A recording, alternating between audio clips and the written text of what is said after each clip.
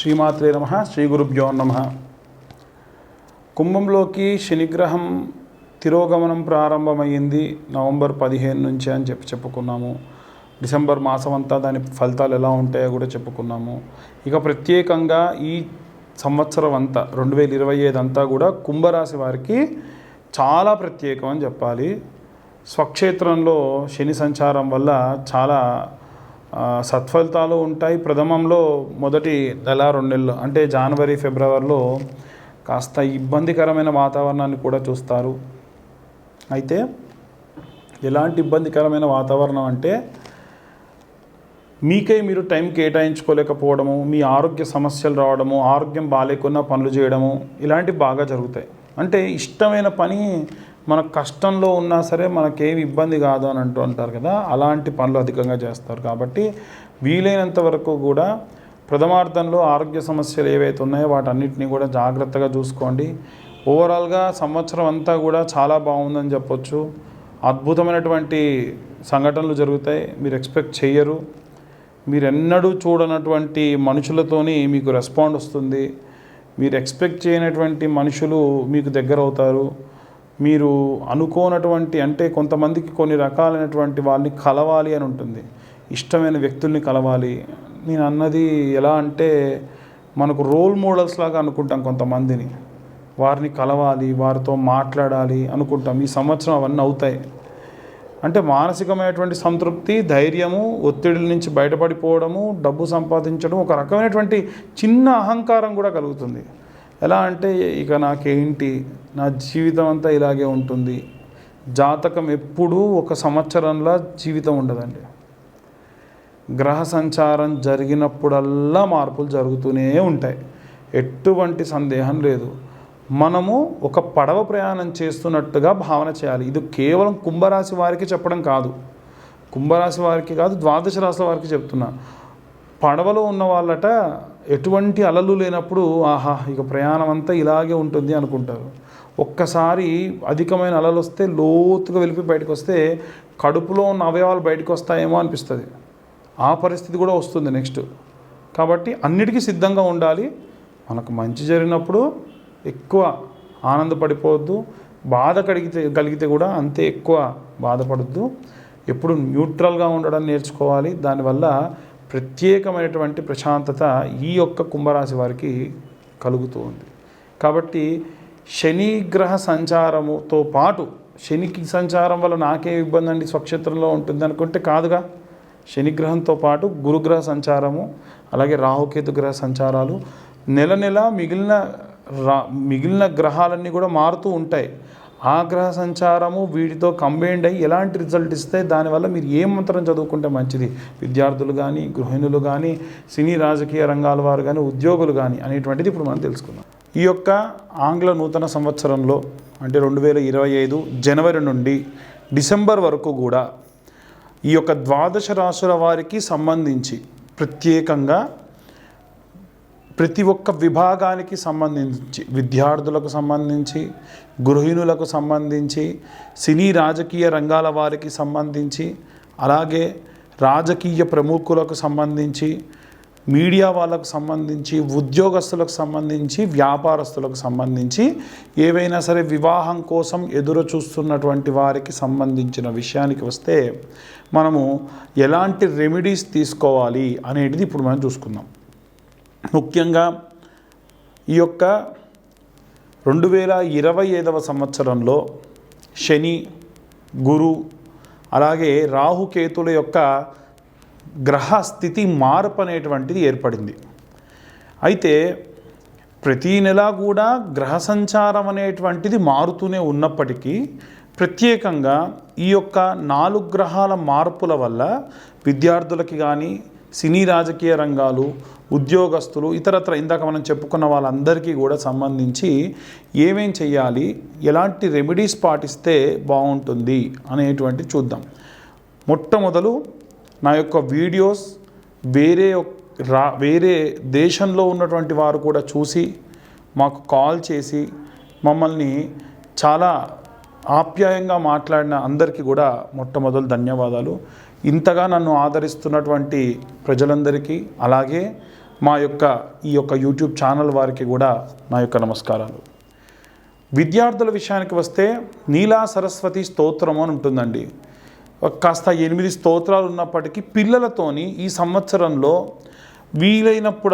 వీలైతే నెలలో ఒక్కసారి మూలా నక్షత్రం వచ్చినప్పుడు నీలా సరస్వతి స్తోత్రము అని ఉంటుంది. ఆ స్తోత్రాన్ని చదివిపించండి. వీలైతే యూట్యూబ్లో ప్లే చేసి వాటితో అనుగుణంగా పిల్లల్ని చదివించండి. దానివల్ల చాలా చాలా మంచి ఫలితాలు విద్యార్థులకి లభించడం జరుగుతుంది. ఇక ప్రత్యేకంగా ఉద్యోగస్తుల విషయానికి వస్తే ఉద్యోగస్తులు కానీ అలాగే గృహిణులకు సంబంధించిన విషయానికి వస్తే అయితే ఉద్యోగస్తులందరికీ సంబంధించిన విషయానికి వస్తే చాలామంది అయ్యా మీరు పలానా ఐటీ సెక్టార్ వాళ్ళకు సంబంధించో ప్రభుత్వ ఉద్యోగాలకు సంబంధించో వారి గురించే చెబుతున్నారు, అందరూ ఉంటారు కదా ఉద్యోగులు అంటే చిన్న స్థాయి ఉద్యోగులు కూడా ఉంటారు కదా అంటున్నారు. ఇది ఖచ్చితంగా నిజమండి. కాబట్టి ఈ అన్ని రకాలైనటువంటి అన్ని వర్గాల వారికి సంబంధించిన ఉద్యోగులు ప్రతిరోజు కూడా ఏదైనా సరే మంత్రపఠనం చేయడం వల్ల వాళ్ళకు పాజిటివ్ ఎనర్జీ వస్తుంది. ఎలాంటిది అనంటే అందరికీ కూడా ముఖ్యంగా బృహస్పతి యొక్క అనుకూల స్థితి కలగాలి. కాబట్టి ఇప్పుడు నేను చెప్పేటువంటి ఈ శ్లోకాన్ని అందరూ ఉద్యోగస్తులందరూ ప్రతిరోజు మీరు స్నానం చేసి దేవుడి దగ్గర నిల్చొని నేను ఈ చెప్పిన స్తోత్రాన్ని చదివే ప్రయత్నం చేయండి. చాలాసార్లు చెబుతున్నారు కానీ మాకు స్తోత్రం స్క్రీన్ మీద కనిపించట్లేదు అనే కంప్లైంట్ కూడా ఉంది. దాన్ని కూడా మేము రిట్రేట్ చేసి ఆ శ్లోకం కనిపించేట్టుగా చేస్తాం. దేవనాం చ ఋషీనాం చ గురుం కాంచన సన్నిభం బుద్ధిమంతం త్రిలోకేశం తం నమామి బృహస్పతిం. మరొకసారి చెప్తున్నా అండి. దేవనాం చ ఋషీనాం చ గురుం కాంచన సన్నిభం బుద్ధిమంతం త్రిలోకేశం తం నమామి బృహస్పతిం. ఈ మంత్రాన్ని పఠనం చేయడం వల్ల ఉద్యోగస్తులందరికీ కూడా చాలా చాలా పాజిటివ్ ఎనర్జీ అనేటువంటిది వస్తుంది. దత్తాత్రేయ స్వామి క్షేత్రాన్ని నెలకొక్కసారన్నా దర్శనం చేయండి. దత్త దర్శనము మీకున్నటువంటి ప్రెషర్స్ని, మీకున్న విపరీతమైనటువంటి ఆ యొక్క మానసికమైనటువంటి ఒత్తిడి నుండి బయటపడేసేటువంటి విగ్రహ దర్శనం, ఆ విగ్రహం నిదర్శనం. అయితే ఇక గృహిణుల విషయానికి వస్తే చిన్న మంత్రం అమ్మ.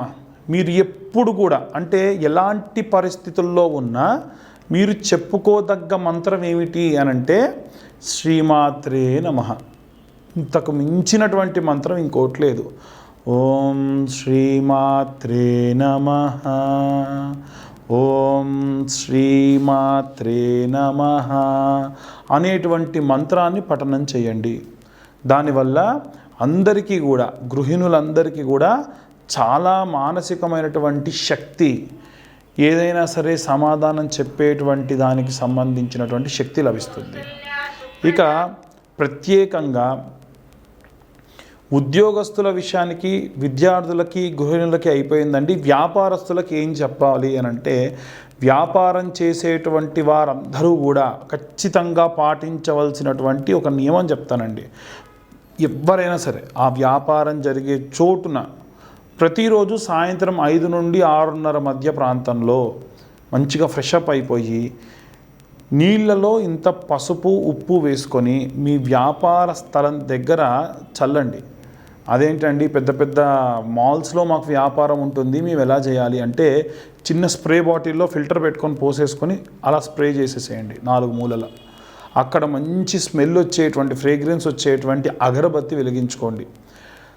మీరు కౌంటర్ దగ్గర కూర్చొని నేను చెప్పింది బాగా గుర్తుంచుకోండి. ఉప్పు పసుపు కలిపినటువంటి నీళ్ళు, అలాగే మంచి ధూపం వేసి అమ్మవారికి సంబంధించినటువంటి మహాలక్ష్మీదేవికి సంబంధించినటువంటి చిన్న మంత్రం, సింపుల్ అండి.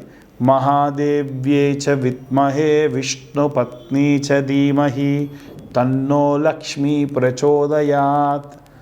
అంటే వ్యాపారం నడవాలంటే లక్ష్మీదేవి ఖచ్చితంగా కదండి. కాబట్టి ఇలా ఇంకొకటి ఏమిటంటే ఏ వ్యాపారం చేసే వాళ్ళైనా సరే ప్రాతస్మరణే విఘ్న వినాయక దర్శనం కలో చండీ వినాయక. చండీ అలాగే వినాయకుడి యొక్క దర్శనం చేస్తే చాలట ఉన్నటువంటి దోషాలన్నీ పోతాయి. కాబట్టి రోజు కూడా మీ వ్యాపార స్థలాన్ని దగ్గరికి వెళ్ళేటప్పుడు ఆ యొక్క వినాయకుడి యొక్క ఫోటో చూసుకొని సినీ రాజకీయ రంగాలు గారు కానీ వ్యాపారస్తులు కానీ అందరూ కూడా చేయండి.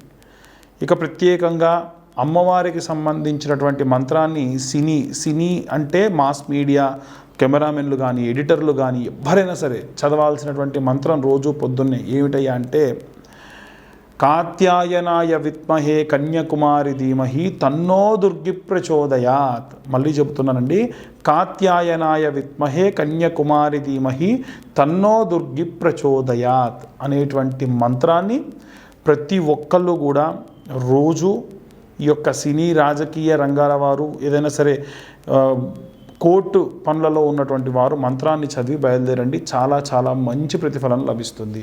ప్రతిరోజు ఉదయాన్నే లేవగానే ఇలా 2 చేతులు తుడుచుకొని ప్రతి ఒక్కరు అందరూ కూడా ఇలా చూస్తూ కరాగ్రే వసతే లక్ష్మి కరమధ్యే సరస్వతి కరమూలే స్థిత గౌరీ ప్రభాతే కరదర్శనం. మన చేతిలో 3 అమ్మలు కూడా కలిసి ఉంటారట. ఇలా ఇచ్చేటప్పుడు లక్ష్మీదేవి, ఇలా రాసేటప్పుడు చాలామంది ఇలా రాస్తాం, పూర్వం ఇలా రాసాం, ఇలా రాసేటప్పుడు సరస్వతి, ఇక్కడ కట్టినటువంటి కంకణం మనకి ఇచ్చేటువంటి ప్రాణశక్తి దుర్గా స్వరూపం. కాబట్టి పొద్దున్నే లేవగానే ఇలా చూసి కరాగ్రే వసతే లక్ష్మి కరమధ్యే సరస్వతి కరమూలే స్థిత గౌరీ ప్రభాతే కరదర్శనం అనేటువంటి మంత్రాన్ని చదివి అందరూ కూడా మీ కళ్ళను రాసుకొని మీ చేతులను చూసుకోండి. దీనివల్ల అంతా శుభం కలుగుతుంది. అందరికీ కూడా మరొకసారి నూతన ఆంగ్ల సంవత్సర శుభాకాంక్షలు. అందరూ కూడా ఈ రెమెడీస్ పాటించి, ఇంకొకటండి, చాలామంది ఈ యొక్క జాతకం గురించి మాకు ఫోన్ చేసే అప్పుడు ఒక డేట్ ఆఫ్ బర్త్ టైం లేని వాళ్ళు కూడా చెప్తూ ఉన్నారు. డేట్ ఆఫ్ బర్త్ టైం లేని వాళ్ళ కోసం ఈ రాశి ఫలాలు చేస్తున్నాము. కానీ ఖచ్చితంగా date of birth, time of birth, place of birth పంపిస్తే మీకు ఖచ్చితంగా జాతకం రాసివ్వడం జరుగుతుంది. అది కూడా 60 పేజీల్లో జాతకం రాసేయడం జరుగుతుంది. ఈ జాతకం రాసిచ్చినందుకు గాను 1500 రూపాయలు తీసుకోవడం జరుగుతుంది. దయచేసి తక్కువ చేయండి, 100కు చేయండి, 200కు చేయండి అంటే 60 పేజీలు రాస్తాం కదండి. దానికోసం మేము పెట్టేటువంటి సమయం 3-4 గంటలు వెచ్చిస్తాం కాబట్టి తీసుకుంటున్నాం. అన్యదా భావించరాదు. ఇంకెవరికైనా సరే ఇలా జాతకం మామూలుగా తెలుసుకోవాలి అనుకుంటే ఈ సంవత్సరం మేము ఖచ్చితంగా ఈ ఛానల్ ద్వారా ఒక లైవ్ ప్రోగ్రాం కండక్ట్ చేసి, లేదా మీరు ఇచ్చినటువంటి కామెంట్స్కి మేము రిప్లైగా మీ జాతకం పంపించడం కూడా జరుగుతుంది. అందరికీ కూడా ధన్యవాదాలు.